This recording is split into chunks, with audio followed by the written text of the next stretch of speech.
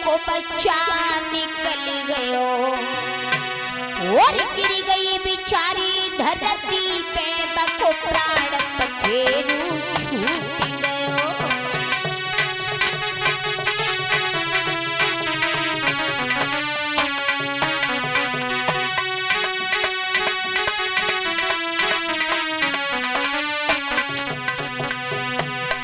जैसे ही प्रियव्रत ने अपना बाण उस हिरनी के मारा, हिरनी गर्भवती थी, जमीन पे गिर गई, बच्चा निकल के बाहर आ गया, हिरनी वहीं पर मर गई। हुआ ऐसा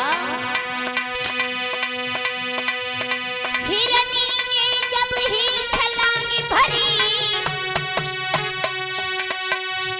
बके पेट को बच्चा निकल गया।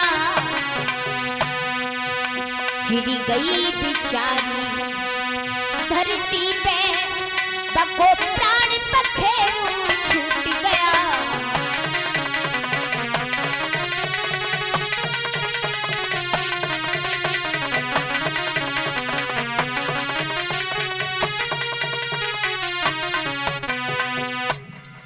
जैसे ही प्रियव्रत ने बाण मारा, हिरनी जमीन पे गिर गई, बच्चा पेट से बाहर निकल करके जमीन पर गिर गया, हिरनी वहीं पर खत्म हो गई।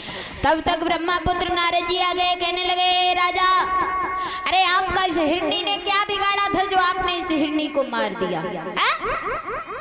तुम एक राजा हो, राजा होने के नाते क्या आप पशुओं की हत्या करोगे, जीव जंतुओं को मारोगे? प्रियव्रत को ज्ञान हो गया, ज्ञान का तमाचा लग गया। जवाब दिया नारद जी ने, एक राजा ही अगर पशुओं को पशुओं को मारेगा तो फिर प्रजा क्या करेगी? ज्ञान हुआ प्रियव्रत को। प्रियव्रत ने कहा, महाराज मुझे माफ कर दो, मुझसे बहुत बड़ी भूल हुई है, आज से मैं राज का सिंहासन जो भी है सब छोड़ करके वन में भगवान का भजन करूंगा। ज्ञान का तमाचा लगते ही प्रियव्रत अपने घर परिवार राज दरबार को छोड़ करके वन में भगवान का भजन करने चले गए। अपने छोटे भाई उत्तानपाद को राज्य का राजा बना गए। अब आइए महाराज उत्तानपाद की तरफ। बड़े सुंदर हैं महाराज उत्तानपाद, अपनी प्रजा को पुत्र जैसा वात्सल दे रहे हैं, प्रेम सम्मान दे रहे हैं। हुआ ऐसा, इनकी प्रजा में सब सुखी ही सुखी हैं, कोई दुखी नहीं है। एक दिन की बात मेरे भक्तों, भगवान की कृपा से इनके घर में सब कुछ था, लेकिन भगवान की कृपा से इनके घर में कोई संतान नहीं थी, कोई फूल नहीं था। महाराज उत्तानपाद बहुत खुश रहते थे। एक दिन मन में विचार आया कि भगवान पता नहीं मैंने ऐसे कौन से पाप किए हैं जो मेरे घर में कोई संतान नहीं है। बहुत दुखी हुए हैं। इधर रानी सुनीति भी बहुत दुखी है। उत्तानपाद की पत्नी का क्या नाम है? सुनीति। बहुत अच्छे विचारों वाली है, सुशील स्त्री है, सुशील हृदय की पत्नी है उत्तानपाद की। बड़े प्रेम से अपने परिवार अपने पति के साथ में अपना समय गुजार रही है। महाराज पतिव्रता स्त्री है सुनीति। और माताओं एक बात और बताएं, पतिव्रत किसी स्त्री के माथे पर नहीं लिखा होता है। पतिव्रत का यही हमारी पतिव्रत माताओं के लक्षण होते हैं। अपने पति की सेवा करना, पति की आज्ञा का पालन करना।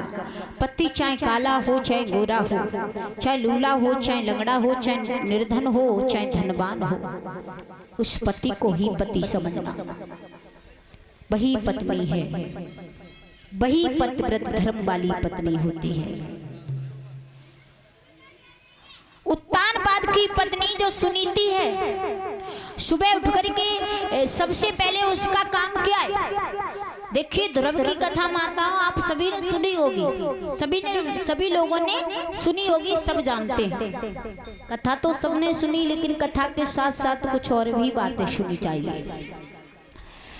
तो उत्तानपाद की पत्नी बड़ी सुंदर है देखने में भी, और उसके विचार भी बहुत सुंदर है, बहुत सुंदर। सुबह सुबह जब पतिव्रता स्त्री अगर कोई उठती है, पत्नी सुनीति जब उत्तानपाद की पत्नी सुबह सुबह उठती थी, तो सुबह सुबह उठ करके उसका सबसे पहला काम कौन सा था? सबसे पहला काम था उठ करके अपने पिया के दर्शन करना, सबसे पहले अपने पति के दर्शन करना, उसके बाद पति के चरणों को छूना, और उसके बाद स्नान करके पूजा करके अपने घर में चौका में जाकर के भोजन बनाना। ये सबसे बड़ा पतिव्रत धर्म बताया है मैयाओं। लेकिन आज के जमाने में सवेरे